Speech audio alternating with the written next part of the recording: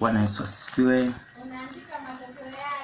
Ni siku nyingine tena ambayo tunaendelea na masomo yetu katika channel yetu hii pendwa, channel ambayo unaifuatilia. Najua unaelimika, unajifunza, unazidi kujifunza zaidi na kuzidi kumjua zaidi huyu Yesu Kristo Mwokozi wetu. Leo nataka nikuonyeshe kitu kimoja tu mpenzi, na utanisamea kidogo, mwanga kidogo umekuwa low kwenye kamera yangu leo, utanisamea kidogo, ila najua tuko pamoja kwa sababu sauti nasikika. Leo nataka nikuonyeshe kitu kimoja. Unajua katika hii dunia zipo sauti nyingi sana ambazo zinavunja moyo. Zipo sauti nyingi sana ambazo lazima zitakuvuruga, zitakufanya upotee kwenye njia, zitakufanya urudi nyuma, zitakufanya uanguke chini, zitakufanya upoteze focus yako ya kuangalia mbele na kumwangalia Kristo Yesu. Na hii ni sauti ambayo nadhani dunia nzima sana, dunia nzima sasa hivi wanapenda sana kuiongea. Unajua ipoje? Wanasema wewe, hapa duniani hakuna hata mmoja ambaye aliye sahihi. Wanadamu wote hatupo sahihi. Hakuna hata mmoja aliye sahihi. Wote ni watenda dhambi. Utakuja kuwa sahihi. Hakuna mkamilifu. Ni maneno ambayo yapo duniani, na muda mwingine unaweza kaambiwa hata na washirika wenzio, watumishi wa Kristo wenzio, unakatishwa moyo, hata ndugu, jamaa, marafiki, wengine wajomba, wazazi, unapoambia kuhusiana na ukamilifu ambao unaupata katika Kristo Yesu. Unaambiwa, wanakuelekeza, wewe unajifanya tu kupita katika hiyo njia, ila kiukweli hamna aliye sahihi. Usijidanganye, binadamu wote ni watenda dhambi. Hakuna aliye sahihi. Njia unayoipita usijihesabie haki, usijikadhani uko sahihi, upo mkamilifu. Hakuna aliye mkamilifu hapa duniani. Sijui ukifa ndo unakuwa mkamilifu, sijui. Hapana.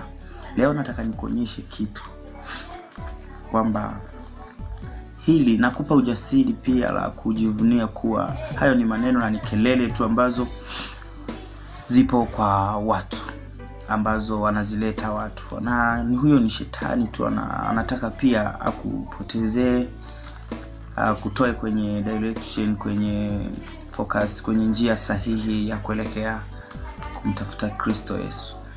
Amen.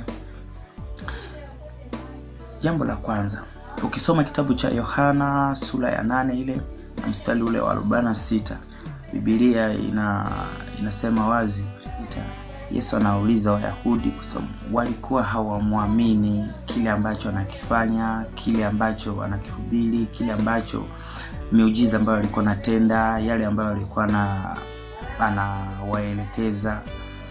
Walikuwa hawamwamini, na maana kila alichokuwa anakisema walikuwa wanaona ni uongo. Hivyo basi akaanza kuwauliza, ni nani aliyemshuhudia kuwa yeye ana dhambi? Na maana kwa lugha nyingine, katika tangu adhariwe mpaka muda ule mpaka amekuwa, ni nani aliyemshuhudia kwamba yeye ashawahi kutenda dhambi, ana dhambi? Unaona ni nani? Pia ukisoma katika kitabu cha Luka mtakatifu sura ile ya 2 mstari wa 52, utapata kuona mwandishi anasema kwamba Yesu alikuwa akimpendeza Mungu na wanadamu. Ina maana alimpendeza Mungu, aliwapendeza wanadamu pia. Ina maana hakuwa na dosari lolote. Hiyo wazi inatuonyesha kwamba yeye amekuwa katika usahihi, katika ukamilifu, pasipo kugusa dhambi yoyote, pasipokuwa na dhambi yoyote. Sasa kama yeye alikuwa katika usahihi pasipokuwa na dhambi yoyote, sasa kwetu sisi tunapataje? Ndipo hapo pa kujivunia kuwa mimi na wewe tumepatanishwa na Kristo Yesu. Tumepatanishwa na Mungu kupitia Kristo Yesu. Kwa hiyo sisi tumehesabiwa haki kupitia Kristo Yesu. Ni kweli sisi ni watenda dhambi, ni kweli sisi tulitenda dhambi, ni kweli sisi ni wanadamu ambao tuna nyama, hatujakamilika duniani, lakini sisi tunakamilishwa kupitia Kristo Yesu. Tunahesabiwa haki kupitia Kristo Yesu. Tunahesabiwa wasahihi, ambapo tupo sahihi, yani wakamilifu. Tusipokuwa, dunia inaposema kwamba kwamba hakuna mtu ambaye yupo sahihi, ambaye hana dhambi, ambaye hana kosa, ambaye anaweza kawa mkamilifu duniani, ambaye anaweza kawa mkamilifu ingali bado yupo duniani. Dunia inaposema, sisi wenyewe hawajui kuwa sisi ndio wakamilifu. Kwa hiyo ukisikia kelele kama hizo, jiamini kuwa wewe ni mkamilifu, wewe msahihi, yani umehesabiwa haki ila kupitia Kristo Yesu. Kwa hiyo hilo ni jambo la kujivunia. Sasa hiyo ni jambo la kujua na kuepukana kabisa na kelele za watu wakikwambia, na haina haja ya kusapoti kwamba duniani hakuna aliye sahihi. Aliye sahihi ni Mungu tu.